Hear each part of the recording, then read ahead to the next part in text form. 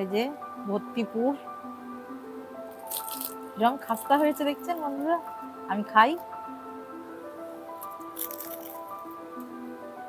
ও wow, হাতায় ফোড়ন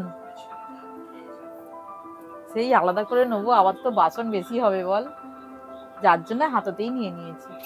কড়াইতে আগে তেল দিয়ে দিলাম, এইবার ফোড়নটা দিয়ে দিচ্ছি তেলের মধ্যে। লঙ্কা আর কিছুটা জিরে, শুকনো লঙ্কা। তেলের মধ্যে দিয়ে দিচ্ছি কিছুটা হিং,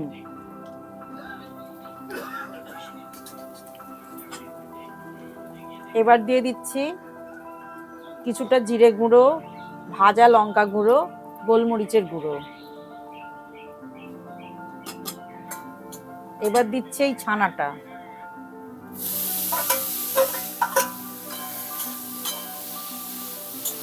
স্বাদের জন্য একটু লবণও দিয়ে দিচ্ছি। নাড়তে নাড়তে পুরো শুকনো করে নিতে হবে।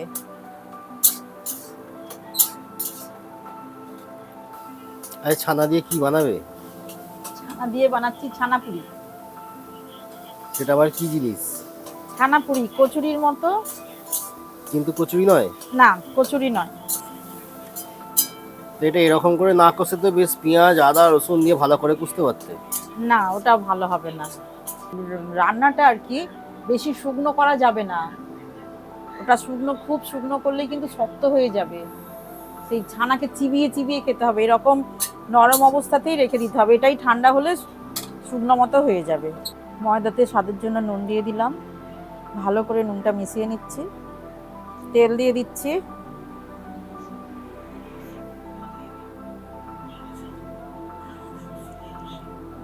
এতটা ময়ান দিলে ভালো করে মিশিয়ে নিচ্ছি। হ্যাঁ, ছানাপুরি তো একটু বেশ খাস্তা খাস্তা হলেই ভালো লাগবে। এটা হাত সহ কুসুম কুসুম গরম জল, কুসুম কুসুম গরম জল দিয়েই মেখে নিতে হবে। ময়দাটা মাখা হয়ে গেছে, অল্প একটু তেল হাত করে কিছুক্ষণের জন্য রেস্টে রেখে দেব।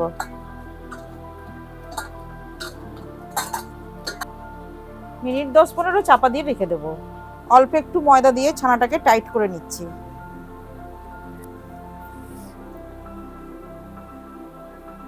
তাহলে এটা হচ্ছে ছানার ঝালপুরি। ছানাপুরি। ঝালপুরি ছানা মানেই লোকে মিষ্টি জানে, রসগোল্লা জানে, সন্দেশ জানে। হ্যাঁ, কেন পনির জানে না, ঝাল খায় না, ছানার ডালনা খায় না? আচ্ছা মা, তোমার নয় ময়দা দিয়ে ঠিক হয়ে গেল। হ্যাঁ, অনেকের ধরো ময়দা দিয়ে আরো টাইট হচ্ছে না, তাহলে কত ময়দা দেবে? না, ময়দা দেবে কেন, সবটা সুজিও দিতে পারে, আবার চাল গুঁড়োও দিতে পারে।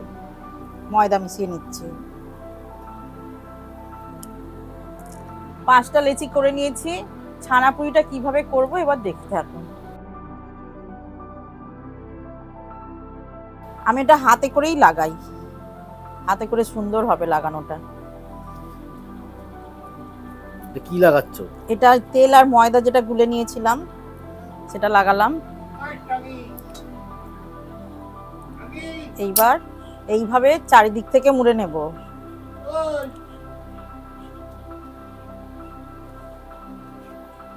হয়ে গেল। সব লেচিগুলো আগে আমি ওইভাবে করেই নিই।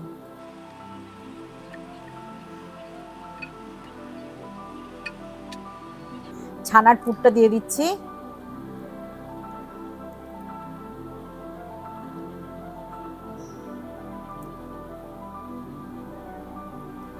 এইভাবে মুড়ে হাতের চাপে, যতটা চাপ দেওয়া যায় করে করে নিতে হবে। হাতের চাপে সময় নিয়ে ভাজতে হবে। আমি এটা দিয়েছি খুব গরম তেল না, হালকা গরম। এইভাবে সব পুরিগুলোকে ভেজে নেব। এই কম আঁচেতেই ভাজতে হবে।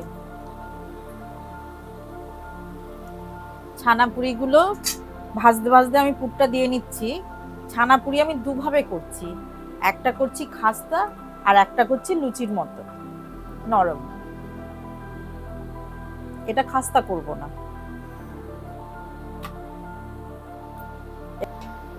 এটা আর খাস্তার মতো করে ভাজবো না।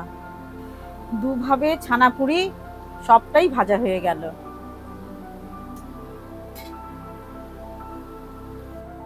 এই যে ভর্তিপুর ছানা এরকম ভাবে ভেঙে গেল। আমি খাই।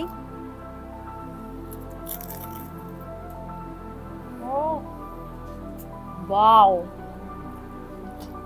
কাসুন্দি দিয়ে খাচ্ছি।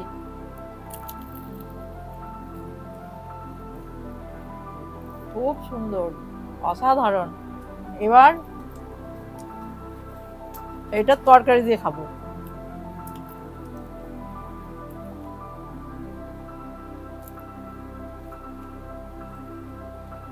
দুটো স্বাদই খুব ভালো, একটা খাস্তা আর একটা নরম, কচুরির মতো লুচির মতো, দুটোতেই খুব সুন্দর একেবারে। আবার দেখা হবে পরের ভিডিওয়। এবার খাই।